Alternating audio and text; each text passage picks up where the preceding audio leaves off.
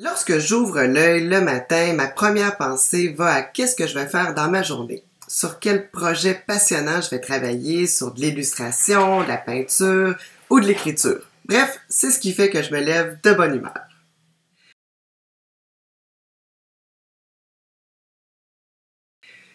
Mon retour le plus marquant, c'est définitivement suite à, la bactérie mangeuse de chair que j'ai contractée en 2012, qui m'a laissé avec des amputations au niveau des bras, mais aussi 2 amputations au niveau des jambes. Ce qui fait que je me suis retrouvée du jour au lendemain à pu avoir mes outils de travail, puisque moi, je suis une artiste peintre. Et donc, j'ai dû faire un retour au travail en réapprenant à peindre, réapprenant à marcher aussi et tout ça, mais au niveau de ma carrière, ça a été vraiment ma première toile que j'ai appelée Renaissance, ma première toile que j'ai peinte avec des prothèses, et j'en ai été extrêmement fière. En fait, j'ai été rassurée du résultat et ça m'a donné tout l'espoir que j'avais besoin pour continuer. Oui, c'est possible. Ça prend beaucoup de persévérance puis accepter le fait que la vie n'est plus pareille. J'ai repris presque toutes mes activités avec ma famille, dans ma carrière, mais différemment. En fait, c'est ce qu'il faut arriver, c'est à accepter que la vie sera plus pareille, mais qu'on peut juste trouver une façon différente de faire les choses qu'on aimait faire auparavant. Et c'est comme ça que moi j'ai repris ma vie. J'ai bien eu quelques moments de découragement. Bien évidemment, les choses sont toujours plus compliquées, plus difficiles, mais le pire pour moi a été le moment où j'ai vécu l'invalidité, mais vraiment complète. En fait, quand j'arrivais à absolument rien faire par moi-même, j'ai trouvé ça difficile. Mais au lieu d'abandonner, j'ai plutôt juste cherché à améliorer ma condition et chercher comment que je pourrais justement reprendre de l'autonomie puis refaire les activités que j'aimais faire. Donc j'aime trop la vie pour abandonner. Qu'est-ce qui me pousse à avancer chaque jour? Ben en fait, c'est simple, c'est l'amour. L'amour de mon conjoint, l'amour de mes 2 grands garçons, mais aussi l'amour de la peinture. Et donc c'est un peu toutes ces motivations-là qui m'ont poussé à continuer à avancer.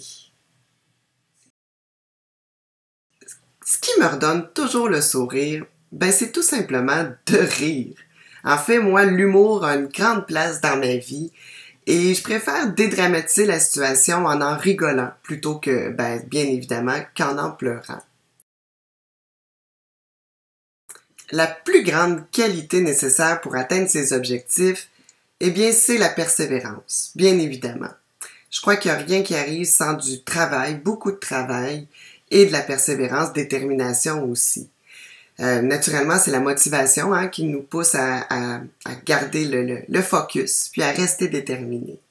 Donc, dans mon cas, l'amour de ma vie me pousse énormément à me dépasser.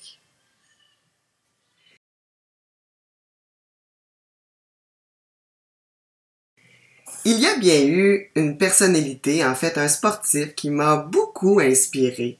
En fait, cet homme-là, c'est Philippe Croison. J'avais appris rapidement, là, au moment où j'étais encore hospitalisée, que lui, avec ses 4 amputations, ça ne l'avait pas empêché de traverser la Manche à la nage et même de relier les 5 continents. Et donc, oui, ça m'a inspirée parce que moi, j'ai toujours adoré nager.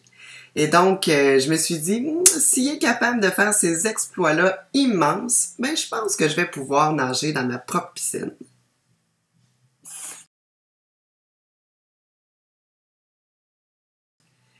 Le meilleur conseil que je peux partager, c'est de ne jamais abandonner. De jamais donner la chance aux idées noires de prendre le dessus. En fait, c'est de se fixer des objectifs, même si c'est des petits, des mini-objectifs, mais ça nous permet de regarder en avant de nous, loin devant. Et de cette façon-là, on arrive un petit peu plus à passer au travers des moments difficiles. Bien sûr, il faut passer par toutes les étapes des deuils. Moi, j'ai pleuré mes 10 orteils, mes 10 doigts, j'ai tellement pleuré. Mais à un moment donné, j'étais tannée de pleurer. Je préfère de loin me réveiller de bonne humeur, de trouver des choses qui me rendent heureuse plutôt que de m'apitoyer sur mon sort. Mais plus vite on arrive à tourner la page, ben plus vite la vie recommence à tourner comme on l'aime et on peut en profiter.